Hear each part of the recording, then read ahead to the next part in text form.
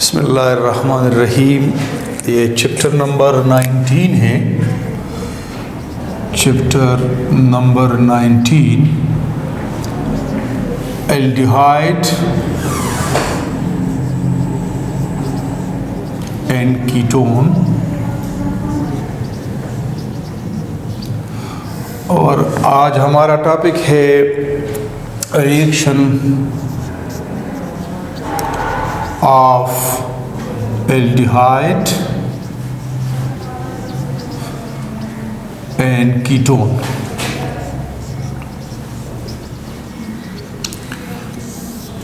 तो आज हम पढ़ेंगे reaction of aldehyde and ketone के बारे में। जैसा कि आपको पहले से मालूम है कि ये एल्डिहाइड और कीटोन में जो कार्बोनाइल ग्रुप है ये इंतहाई पोलर है और इस पोलरिटी की वजह से ये रिएक्टिव है। इसको हम इस फॉर्म में भी लिख सकते हैं, यानी ये रेजोनेंस भी शो करता है अगर ये इलेक्ट्रॉन इधर शिफ्ट हो जाए। तो ये बेसिकली एक पोलर ग्रुप है, कार्बोनाइल ग्रुप, और इसी वजह से एल्डिहाइड और कीटोन जो है ना हमें एडिशन रिएक्शन देते हैं। और इसके जो एडिशन रिएक्शन है हम उसको कहते हैं न्यूक्लियोफिलिक एडिशन रिएक्शन। और न्यूक्लियोफिलिक एडिशन रिएक्शन जो है वो दो स्टेप्स में कंप्लीट होते हैं, कंप्लीट्स इन 2 स्टेप्स। अभी ये किस तरह रिएक्शन करते हैं, तो पहले स्टेप में फॉर एग्जांपल ये जो है ना हमारे पास एक कार्बोनाइल कंपाउंड है, एल्डिहाइड है या कीटोन है, तो इस पर एक न्यूक्लियोफाइल, एक पॉइंट नोट कीजिए, न्यूक्लियोफाइल वो होता है जो खुद या तो नेगेटिव चार्ज उस पर होता है या अगर वो न्यूट्रल है तो उसके साथ लोन पेयर होता है। सिंपल वर्ड्स में वो इलेक्ट्रॉन रिच होता है और वो पॉजिटिव चार्ज की तलाश में होता है या पॉजिटिव स्पीशीज के साथ अटैच हो सकता है। तो इसको हम क्या कहते हैं, न्यूक्लियोफाइल, न्यूक्लियस लाविंग। तो ये जब इधर अटैच होगा तो ये एक ट्रांजिशन स्टेट बनाएगा। जब ये इधर अटैच होगा तो आपको पता है कि कार्बन 4 बॉन्ड से ज़्यादा नहीं बना सकता, इसने तो पहले से 4 बनाए हैं, तो ये बॉन्ड इधर शिफ्ट हो जाएगा। तो हमारे पास जो नया ट्रांजिशन स्टेट बनेगा वो क्या होगा, ये बन जाएगा नेगेटिव। ये स्टेप 1 हो गया। ये क्या हो गया, स्टेप 1। तो स्टेप 1 में न्यूक्लियोफाइल अटैच हो जाता है। और स्टेप 2 में क्या हो जाता है, स्टेप 2 में हाइड्रोजन जो है, हाइड्रोजन आयन जिसको हम प्रोटोनेशन ऑफ ऑक्सीजन कहते हैं, स्टेप 2 में सेकंड स्टेप में ये प्रोटॉन ऑक्सीजन को मिल जाता है, इसको हम प्रोटोनेशन कहते हैं, और हमारे पास प्रोडक्ट बन जाता है। तो न्यूक्लियोफिलिक एडिशन रिएक्शन जो है एल्डिहाइड और कीटोन में वो 2 स्टेप्स है। पहले स्टेप में न्यूक्लियोफाइल अटैच, सेकंड स्टेप में प्रोटोनेशन ऑफ ऑक्सीजन होता है। अभी हमारे पास ये जो न्यूक्लियोफिलिक एडिशन रिएक्शन है ये 2 किस्म के हैं। कितने किस्म के हैं, on the basis of catalyst, catalyst की बुनियाद पर ये 2 किस्म के होते हैं। एक को हम कहते हैं एसिड कैटलाइज न्यूक्लियोफिलिक एडिशन और एक को हम कहते हैं बेस कैटलाइज न्यूक्लियोफिलिक एडिशन। पहला क्या है, नंबर 1 है acid catalyse nucleophilic addition reaction या सिंपल एडिशन। और दूसरा जो है वो है बेस कैटलाइज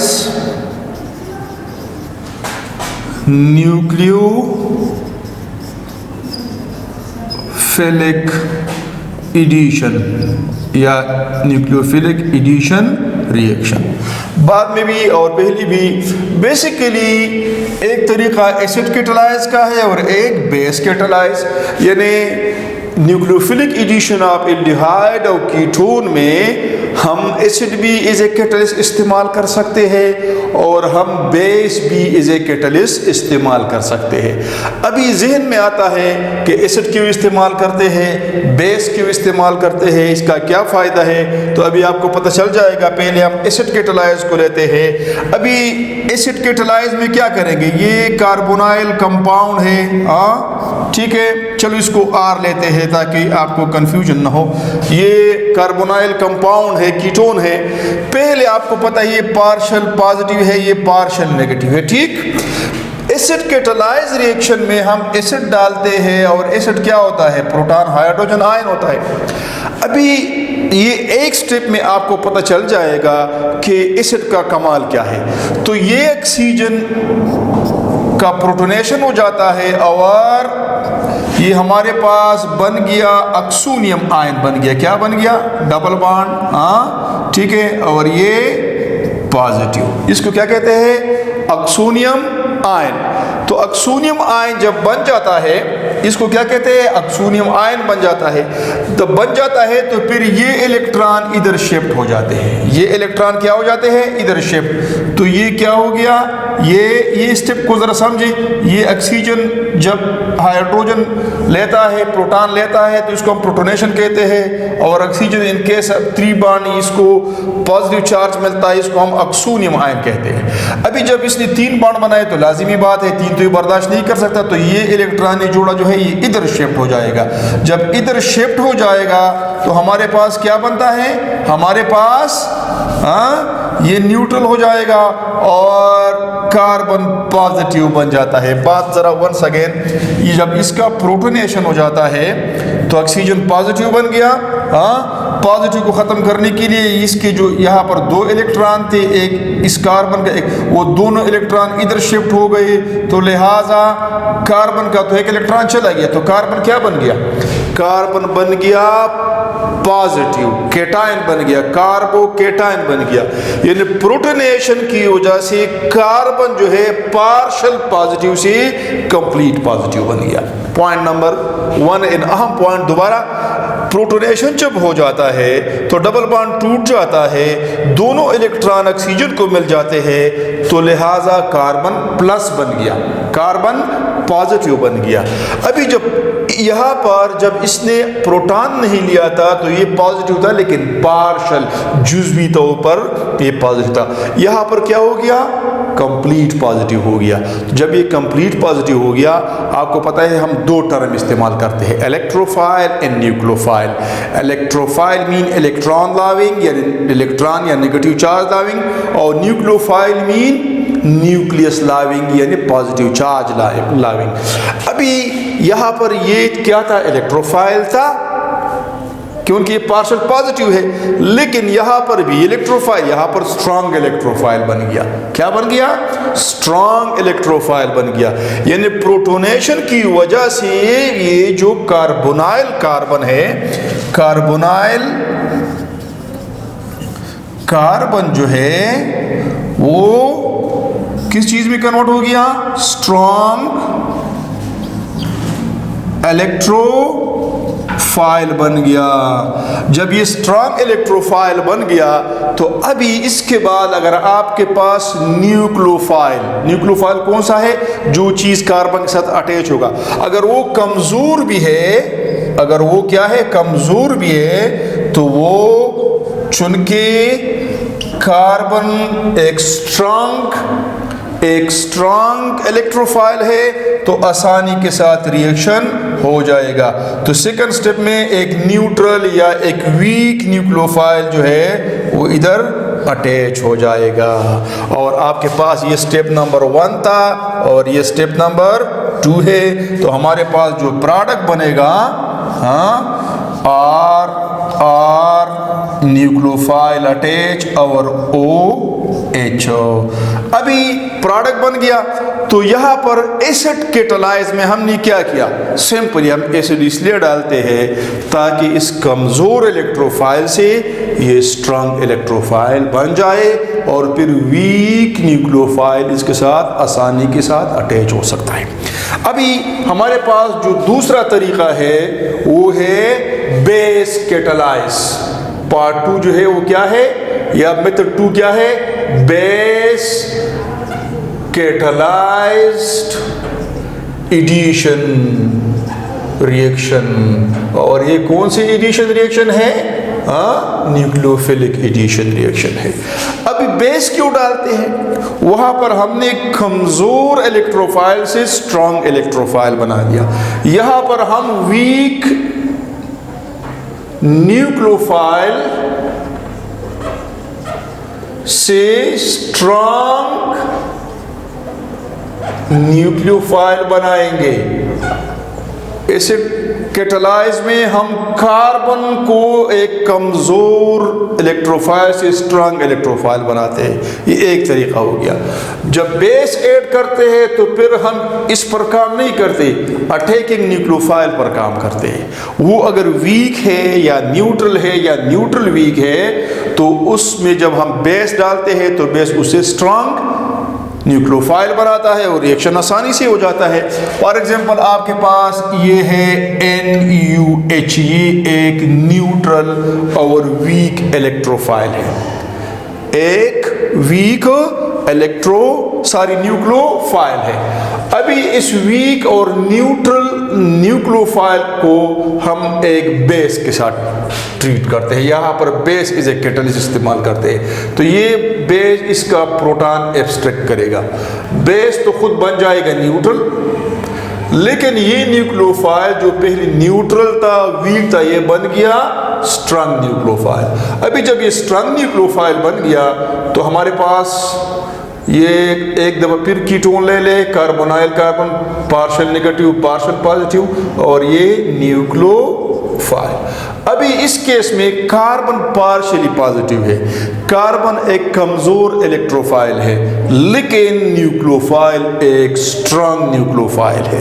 तो इस केस में ये आसानी से कार्बन पर अटैक करेगा और अटैच हो जाएगा, और हमारे पास जो ट्रांजिशन स्टेट बनता है वो बन जाएगा R न्यूक्लियोफाइल, और साथ O क्या हो जाएगा, O। जब ये इधर अटैच होगा तो ये बॉन्ड इधर शिफ्ट हो जाएगा और O नेगेटिव बन जाता है। ये हो गया स्टेप नंबर 1, ये हो गया स्टेप नंबर 1। अब स्टेप नंबर 2 में हमारे पास यही जो ट्रांजिशन स्टेट बना है R न्यूक्लियोफाइल O नेगेटिव, इसका प्रोटोनेशन होगा। क्या होगा, इसका प्रोटोनेशन होगा और हमारे पास प्रोडक्ट बन जाएगा, हमारे पास प्रोडक्ट बन जाएगा। अभी एक पॉइंट नोट कीजिए, एक पॉइंट कि यहाँ पर बेसिकली क्या होता है। तो दो मेथड, दोनों में से हम कोई भी मेथड इस्तेमाल कर सकते हैं। एक में एसिड कैटालाइज में हम जो है ना कार्बन को पार्शियल पॉजिटिव से पॉजिटिव बनाते हैं, तो फिर ये स्ट्रॉन्ग क्या बन गया, इलेक्ट्रोफाइल बन गया। इस मेथड में हम कार्बन को नहीं छेड़ते, हम बेस पर काम करते हैं। बेस एक वीक बेस से स्ट्रॉन्ग बेस बनाते हैं जो आसानी से फिर कार्बोनाइल कार्बन के साथ अटैच होता है और प्रोडक्ट द सेम मिलते हैं। तो that was the story about acid and base catalysed nucleophilic addition reaction of aldehyde and ketone. अभी एक स्टेप आगे जाते हैं और वो स्टेप है कि आया एल्डिहाइड ज्यादा रिएक्टिव है कि कीटोन ज्यादा रिएक्टिव है। तो reactivity of aldehyde and ketone पढ़ेंगे कि कौन ज्यादा रिएक्टिव है। रिलेटिव यहां पर लिखेंगे relative reactivity, relative reactivity of aldehyde and ketone. अभी दोनों कार्बोनाइल कंपाउंड है, लेकिन इसमें से कौन सा ज्यादा रिएक्टिव है। तो पहला पॉइंट ये नोट कीजिए कि एल्डिहाइड आर मोर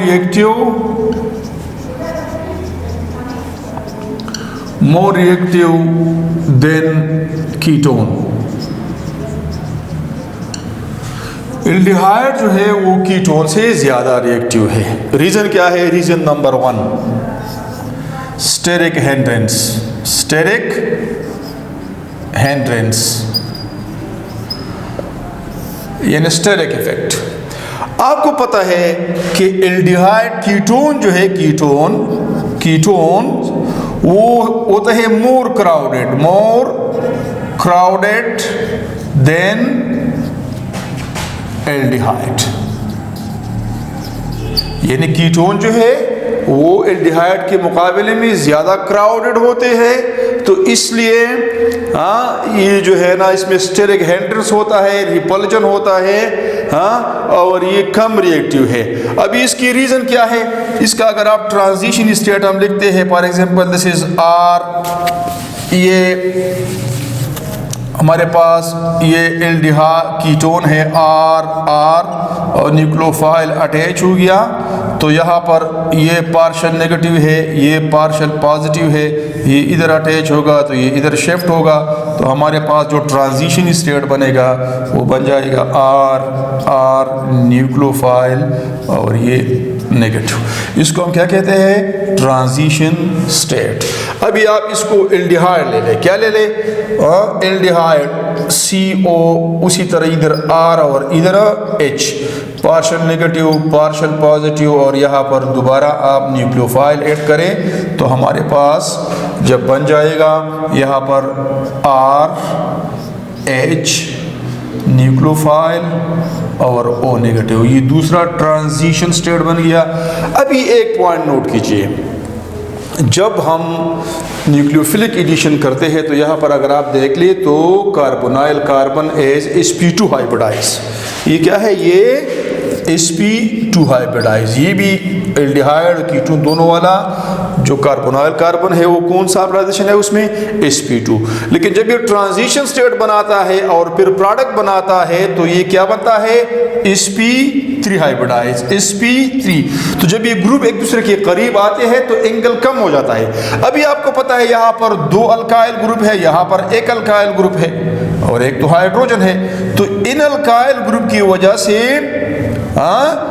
ये जो है ना, जो रिपल्जन है इधर ज़्यादा है इधर कम है, तो यहाँ पर जब एंगल बनेगा यानी यहाँ पर एंगल क्या होगा? 120 से हम जाएंगे 109 पर, तो जब एंगल कम होगा तो यहाँ पर रिपल्जन ज़्यादा होगा, यहाँ पर रिपल्जन कम होगा, यहाँ पर आसानी से बनेगा, यहाँ पर मुश्किल से बनेगा। तो इसलिए एल्डिहाइड आसानी से प्रोडक्ट देता है, क्या देता है? और कीटोन मुश्किल से प्रोडक्ट देता है। तो यही वजह है कि स्टेरिक हिंड्रेंस की वजह से, क्राउडेड नेचर ऑफ कीटोन की वजह से कीटोन लेस रिएक्टिव है और एल्डिहाइड ज़्यादा रिएक्टिव है। इसका एक दूसरा रीज़न भी है, उसको हम कहते हैं इलेक्ट्रॉनिक इफेक्ट। क्या कहते हैं? Electronic effect.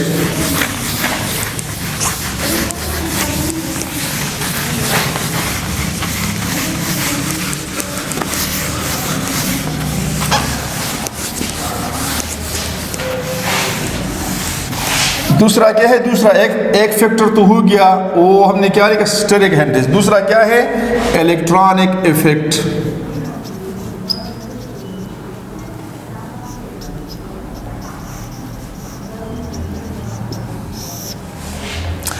आपको पहले से पता है कि जो अल्काइल ग्रुप होता है, अल्काइल ग्रुप ये इलेक्ट्रॉन रिलीजिंग ग्रुप है। ये क्या है? ये इलेक्ट्रॉन रिलीजिंग ग्रुप्स है। अल्काइल ग्रुप्स और इलेक्ट्रॉन रिलीजिंग ग्रुप, ये पॉइंट तो आपको पहले से पता है। अभी अगर आप देख ले एल्डिहाइड इन कीटोन में हमारे पास कार्बोनाइल कार्बन है, पार्शियल पॉजिटिव है और ये पार्शियल नेगेटिव है। यहाँ पर अगर अल्काइल ग्रुप है तो ये अल्काइल ग्रुप इसको क्या देता है? इलेक्ट्रॉन देता है। अगर दूसरा हो गया तो दूसरा क्या देगा? वो भी इलेक्ट्रॉन देगा। अभी एक पॉइंट नोट कीजिए, अगर हमारे पास अल्काइल ग्रुप जितनी ज़्यादा होंगे तो कार्बन को उतना ज़्यादा इलेक्ट्रॉन रिलीज होंगे, तो इसका ये जो पॉजिटिव पार्शियल पॉजिटिव चार्ज है ये कम हो जाएगा, क्योंकि जब उसको इलेक्ट्रॉन आएंगे तो इसको क्या करेगा? इसको न्यूट्रलाइज करेगा। क्या करेगा? न्यूट्रलाइज करेगा।